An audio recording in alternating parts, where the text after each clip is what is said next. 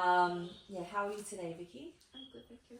That's good. Thanks for coming to session 2 of your work-based learner pathway on Doctor's ABCD action plan. So this is a continuation of session 1, which is where we did the induction for our work-based learning pathway. And we also spoke about workplace health and safety and housekeeping. And we planned essentially all of the sessions to help you become more confident in the Doctor's ABCD pathway.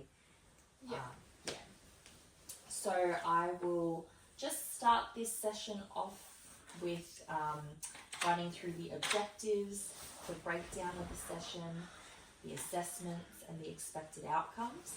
So this will be a one-on-one training session between myself, the trainer, and yourself, the learner.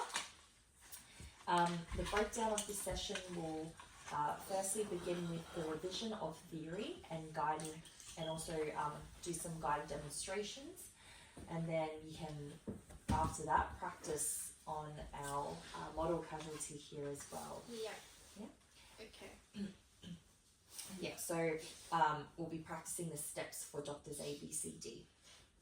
The assessment will be an observation checklist. So it's just a formative assessment, just to designed to identify any gaps and plan for improvements. So it's just really for you to monitor your progress and see where you can change your practice.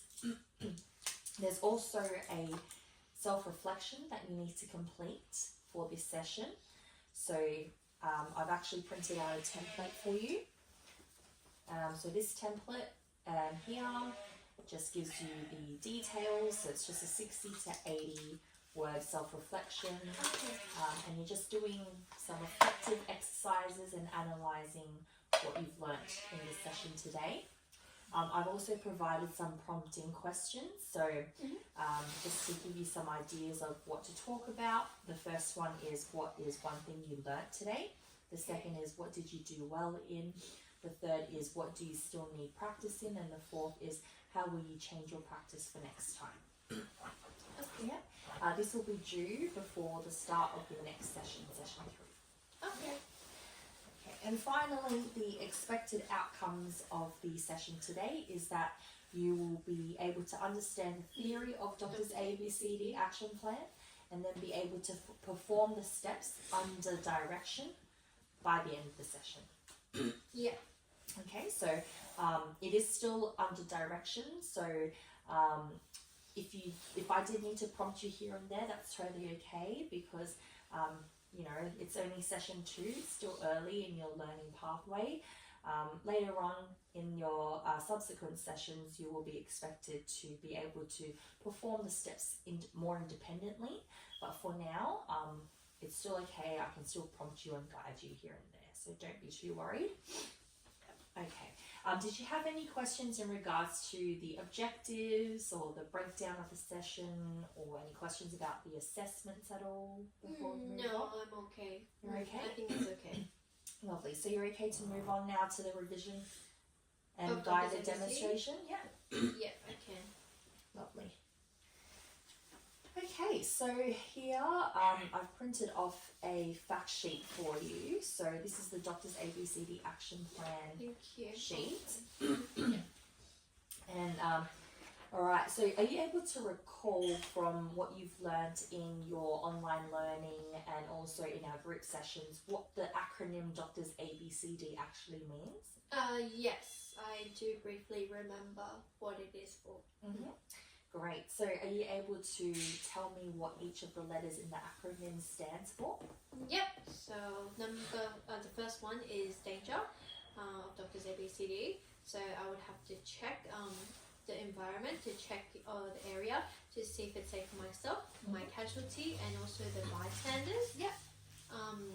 And the next part is I need to check for response. So I would say, oh, can you hear me? Can you please open your eyes? What's your name? And then I'll squeeze their hand and say, squeeze my hand, to see if there's any response. If there is no response, then it's straight away to the next step, which I need to send for help. If there is a response and there's a need for recovery position, then I put them into recovery position. If there is response, but they do not need the recovery position, then I just make sure that the casualty is comfortable. Yeah. And then the next one, if there's no response, is send for help. Yeah, S is for send for help. Yeah. And I need call 000 to call the ambulance. If I have a mobile phone, then I'll dial 112. And if I do not have a phone, then I need to ask a bystander, specific bystander. So, for example, with the the male with the blue jacket, can you please dial 000 for that to be done? Yeah. And then the next step is I need to check the casualty's airway to check if there's any foreign materials stuck in their throat. Examples might be food.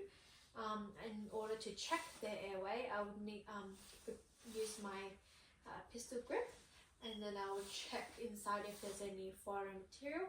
And if there is, I will need to put them into the recovery position and use some PPE to take it out. If there is no PPE, then I'll have to use my fingers to remove the foreign material such as food. Yeah. And then after I check the airway, then I will need to check the casualty's breathing for 10 seconds. So I'll need to check, so pretty much it is look, listen and feel. So I would need to check if there's any equal rise and fall of the chest, and I would put my ear against where the nose area is to see if there's any signs of breathing. If there is no breathing, then I'll commence to the CPR. If there is normal breathing, then I would have to place them into the recovery position and check their breathing.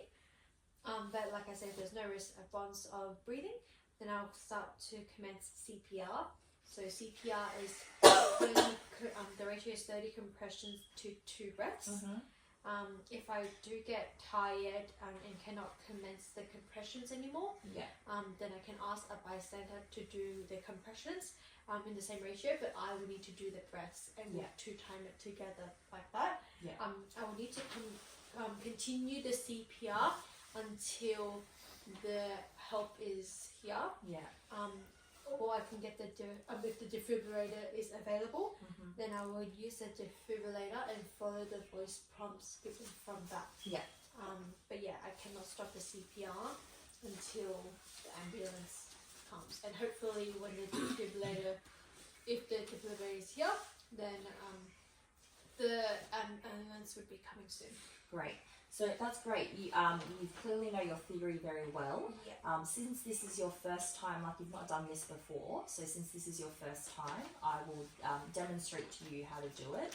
Okay, since you've not done it before. So the first one, D for danger, which was you already went through. That was perfect. So you want to check your surroundings for danger. Ensure that it's safe for you to approach, and ensure that bystanders and others aren't in a situation where they're being exposed to danger as well. Excuse me. If it's safe for you to approach the casualty, then you can move on to the next step, which, like you said, was response. Correct? So what did you say about checking a response? How would you check for a response? So in theory, questions following cows, which is, can you hear me? So you would actually go up and say, can you give a bit of a shake? Can you hear me? And we'll check to see if they can open their eyes. Open your eyes for me, please. You can casualty. You can pretend to be unconscious. Okay. And then we'll say, what's your name? What's your name? What's your name? And then I would hold on to their hand and I'll say, squeeze my hand. That's right. To see if there's any responses. If there is a response. Lastly, so I'll just add something else in. So you can try squeezing their shoulders as well. Okay, that's so right. can you hear me? Open your eyes. What's your name? And then squeeze my hand. Perfect. Yes. And then if there is a response and they need to be in the recovery position, then I'll put them into the recovery position. If there is response, but they don't need to put in that position, then I'll just put them into a comfortable position. Yeah. Or help them into a comfortable position. Sure, yeah. What if there's no response? You need to go straight down to the next part, Mm-hmm. which is sending for help. So just pretend to call. So so I'll dial 000. If it's mobile phone, then I'll dial 112. And then if there is no phone on me, then I would have to ask a bystander specifically. So I would say, the male in the blue jacket, can you please dial 000 for me? yeah, and tell me why that's so. That is very important because there might be a lot of bystanders around and you just want to lessen the confusion. Yeah, perfect. Yeah. And create chaos, which is not needed. And then the next part, it would be checking for airway. Checking for airway, yeah. Yeah, so I would have to open the patient's mouth and check for foreign material. Yeah. So If there is no foreign material, then I can leave them in that position. If there is foreign material, then I have to put her into a recovery position. And if there's any PPE nearby, I would have to remove the foreign material using the PPE. If not, then I have to use my own fingers. that's correct, yeah. Right. Yeah, so So- I have to put them in the recovery position if I need to do that. Yeah. So to check for the airways, you need to firstly open up the airways. Yeah, so I need to tilt the head back a little bit. So I would try So that. I'll show you because Demonstration, just to yeah, demonstrate, thank you. yeah. So you need to lift their head up and then use a pistol grip like you said, and just open up the chin like that, and Yeah, that's going to and open check, up the yeah. airways. Mhm. Okay. Your ear, you can move it down next to their mouth while you're doing this, and you're going to listen to breathing. Besides the breathing, which is the next part.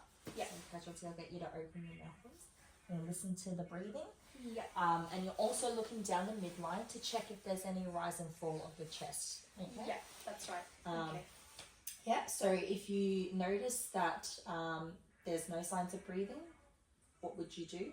So if there's no signs of breathing, then I have to go to the next step, which is CPR compressions. The compressions are in the ratio of 30 to 2, which means it's 30 compressions and 2 breaths. If I do get tired during the compressions, then I'll need to ask someone else to do the compressions, like a bystander, but I would have to continue to do the breaths. And hopefully there's a defibrillator, but if there is not, then I'll need to continue the compressions until help is here, which is the Yeah. ambulance, Yeah. paramedics. If there is a defibrillator, then I would put on the defibrillator and follow the voice prompts. Defibrillator usually you can find in like bigger facilities such as shopping malls, which is usually where they're located. Fantastic. Okay, so if they do, if they are breathing, what do you need to do? If they are breathing, then I will need to put them into the recovery position. Alright, so I'll just show you the recovery position. Okay. Sorry, casualty.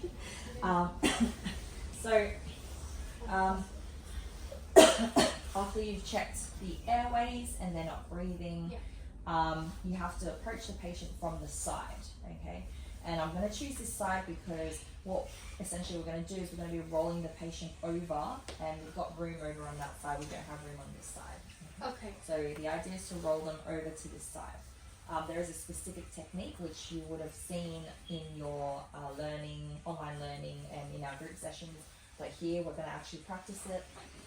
So we need to get the arm and keep it just like here resting on the cheek. Oh, okay. Okay, and the other arm, which is the side that we're going to be rolling them onto, needs to come out at about a 90-degree angle. Yeah. Yep.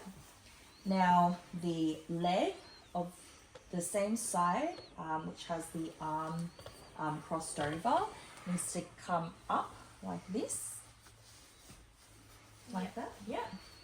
So they've got their knee in this facing upwards. They've got this cheek hand to the cheek, cross diagonally, and then the side that we're rolling them onto that arm comes out 90 degrees. Okay. Okay, and now we're just going to support their neck and roll them over gently. Yep, so that's Okay. one hand on the thigh and then one hand on the neck for support. Yeah. Yep. This leg then comes out. The 90 degree. Yeah, and you just want to make sure that their hand here isn't covering their nose or their mouth. If they were to vomit, it's going to Coming allow down. for the vomit to drain out Yeah, that's right. without any obstruction. So you don't want so it to just be following obstructed. the gravity direction kind of. Correct. Yeah. Yeah. Okay. So that's the recovery position. Mhm. Yeah. All right. Thanks, Casualty. I'll just roll you back over. Lovely. So, did you have any questions around that guided demonstration at all? Are there any? Can I use the paper while I do the guidance? Yeah, sure. Yeah. Great. So now we'll commence on to the next step, which is the observation checklist. So, like I said, this is just really just to monitor your progress for now. So, I'll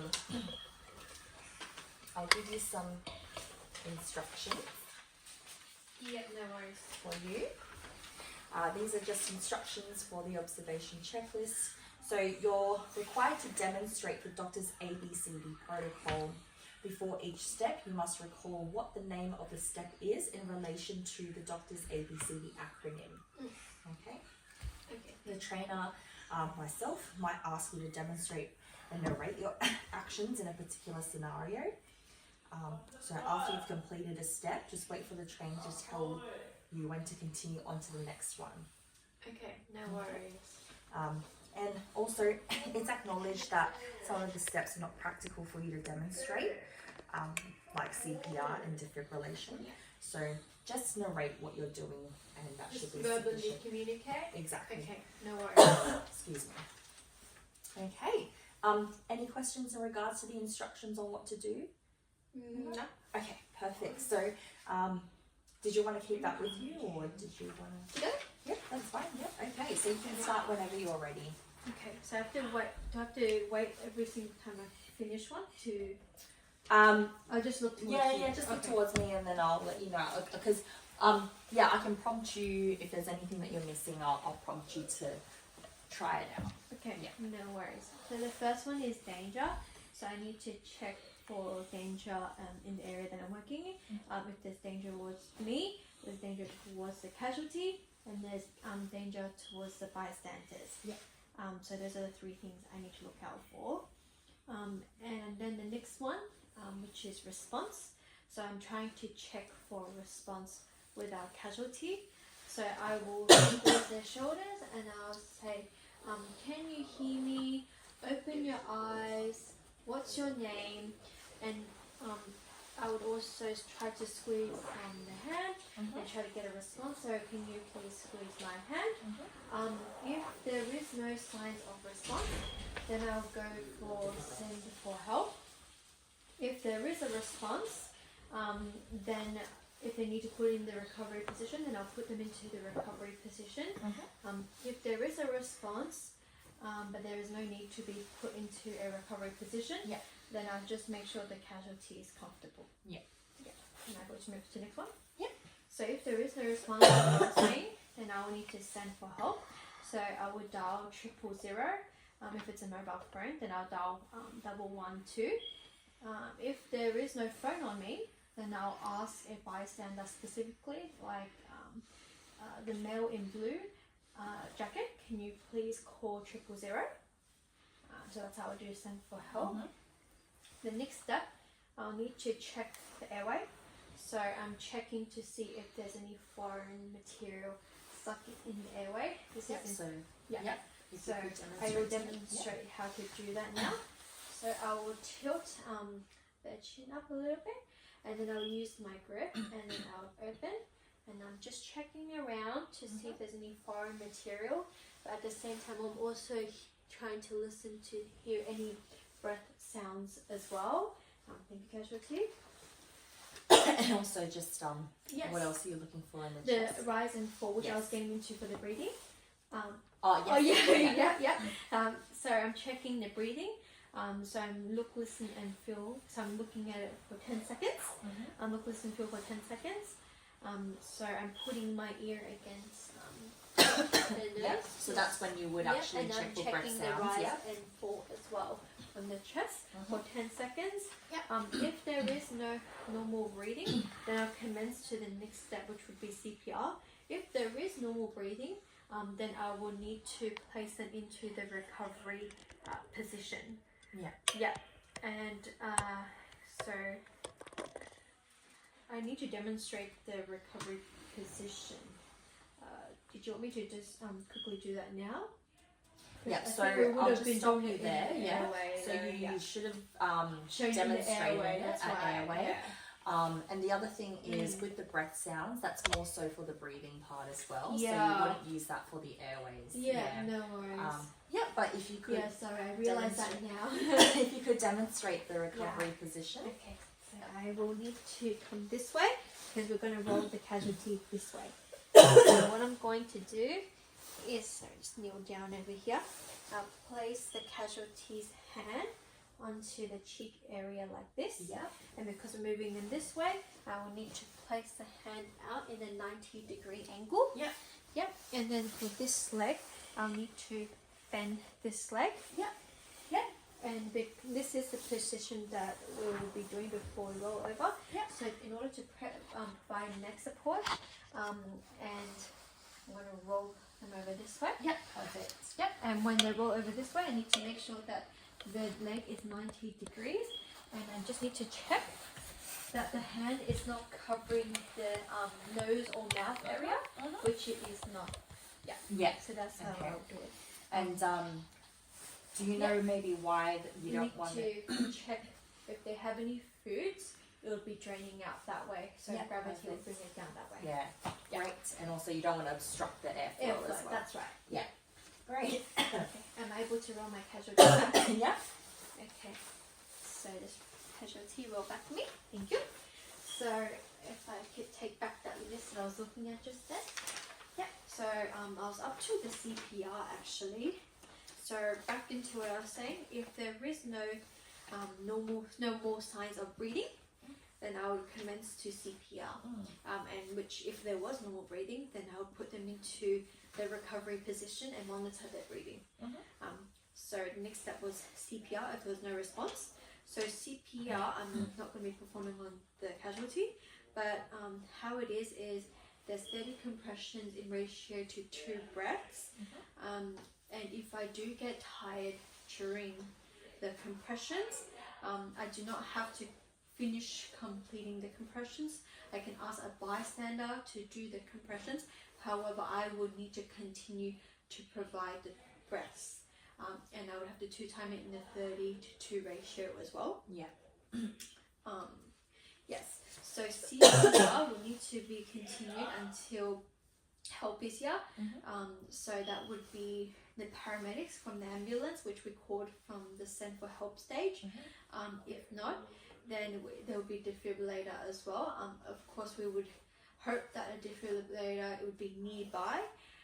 If there is a defibrillator nearby, it might be in shopping malls. Those are the areas typically with big facilities. They would be having, they would have a defib in those locations. Yeah. But otherwise, I would have to continue CPR until the paramedics arrive, or the defib is here, and I would place the defib pads on and follow the instructions prompts through the machine. Yeah. And the only other time you would continue is if you physically were too exhausted to continue and there was no one else to help you. That is right. Yeah. Okay. Great. Any other questions at all, or did you want to add in anything? I think that would be all. That's all? Okay. Cool. And fantastic. So good first try at the Doctor's ABCD practical side. Just make sure you do your self-reflection and you email it to me before the next session. Yeah. Okay, no worries. Any other I will questions? do that. I think I'm okay. I feel more confident now. Okay, great. Thank you. Okay, Bye. thank you.